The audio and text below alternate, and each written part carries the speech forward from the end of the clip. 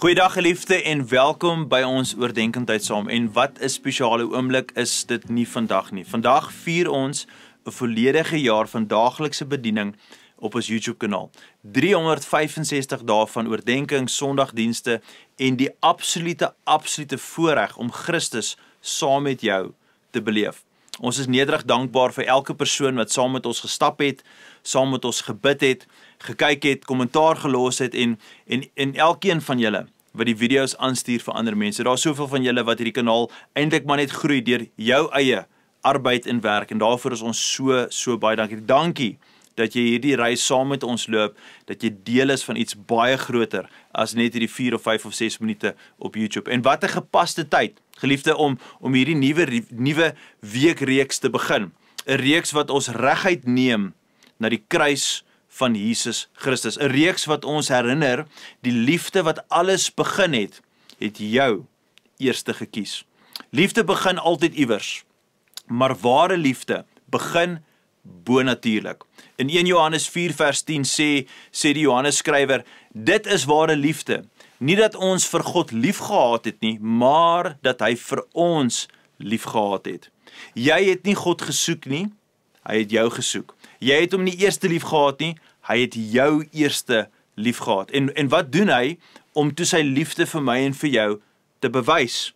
Geliefde, hy het sy seun gestuur as 'n offer vir my en vir jou sondes. Let wel, hy het nie net iets gesê nie, hy het iemand gestuur. En hy het nie net gewag dat jy reg leef nie, hy het gekom toe jy nog vas was in jou sonde, toe jy nog verstrengel was in 'n lewe buite God, toe het hy al vir jou gekom. Dis die evangelie in sy absolute rouste vorm. God het heel eerste lief gehad. God het eerste beweeg. God het eerste gegee.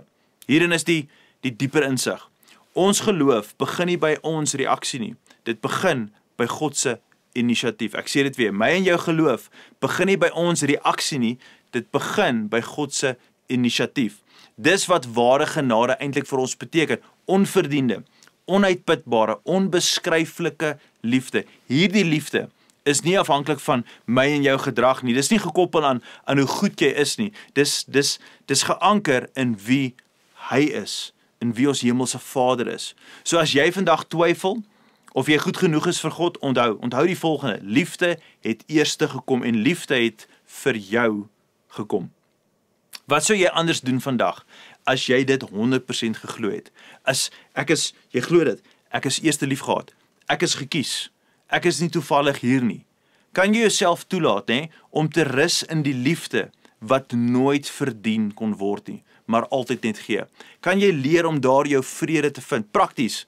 Geliefde, vat 'n oomblik, om hierdie woorde vandag net neer te skryf en skryf dit en spreek dit en dalk deel dit. Skryf hierdie, God het my eerste lief gehad. En dan, deel dit met iemand spesifiek. Tik dalk vir ons 'n boodskap in die kommentare.